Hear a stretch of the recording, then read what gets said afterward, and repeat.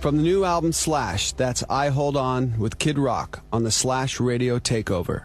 It sounds like each one of these songs was written with each singer in mind. What was it, chicken or egg first? It really started, rather than having like a wish list or whatever, because I probably would never have made the record if I just used a wish list. It never gotten done.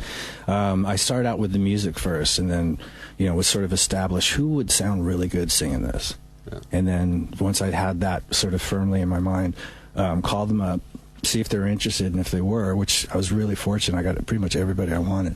Then I went back and made a proper demo with a drum machine and played bass on it, and whatever arrangement I had. You make good demos. Really? Yeah. You think? Yeah. Wow, okay. Well, I mean, they worked. And then I'd send it to said artist and just hope for the best, But I think the one thing I did a good job with was figuring out, like, who fit what song. Yeah.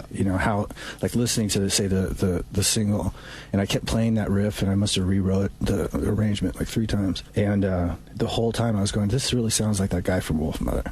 So once he got it, it didn't sound like a completely foreign... You know what I mean? If somebody sends you something that you couldn't possibly relate to.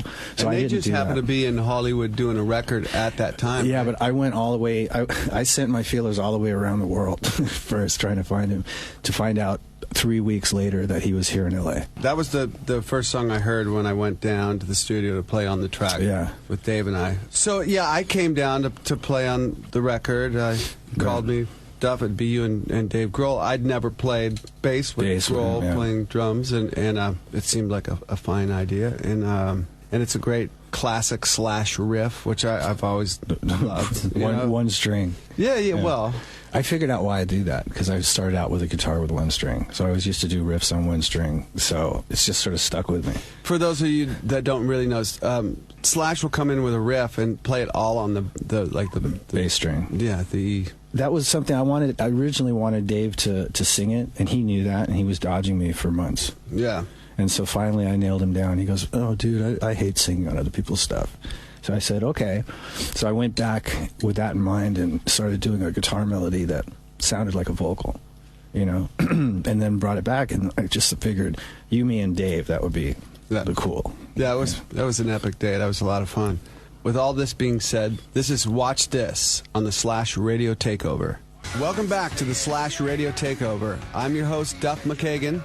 That's a piece of the song Dr. Alibi with my hero, Lemmy Kilmister, from the new album from Slash that you can get your hands on Tuesday. And, as songs were playing and whatnot, I brought up Alice Cooper's name. Yeah. Well, because we've had a relationship with Alice since the Guns, early 88, something like that. I thought it was 87, that fall of... Maybe it could have been, but it was 88. A long time ago, But Alice was always really, really good to us, and so I played on a couple of Alice's records, and I just did his latest record, and I thought, well, it'd be great to have Alice come and do. So he was one of the early guys that I actually called up, and him and his son wrote this song called "Baby Can't Drive," which is basically a tune about a girl who sort of drives with her knees and twitters and does all this other stuff, and it had this character. It seemed like it was telling a story that had a female character in it. So I told Alice, I said, we should bring in a girl and have her sort of play off you. So in other words, you're singing about her, and then so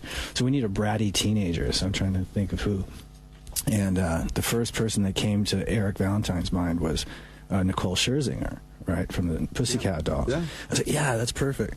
But she came down to the studio, and I gave her the lyrics, and she changed some words around, and then she got behind the mic, and that girl can sing her ass off. Changed the whole trajectory of the song. She went from being a teenage whatever to all of a sudden this like intense rock soul singer. It was really cool. This is Baby Can't Drive with Alice Cooper on the Slash Radio Takeover. This is the Slash Radio Takeover. That's Baby Can't Drive. I want to thank everybody for listening. This is Duff McKagan. We're going to leave you with the song Promise with a Adam friend Levine, of ours. Yeah. Chris Cornell. Chris Cornell. The record comes out this Tuesday? Yeah, it comes out Tuesday, and there's a bunch of really cool stuff on this record, so we don't have time to sit here and play it all, so you're going to have to go out and get it. Hint, hint. Plug. Thanks for listening, and go get Slash's record. Have a good one. Thank you.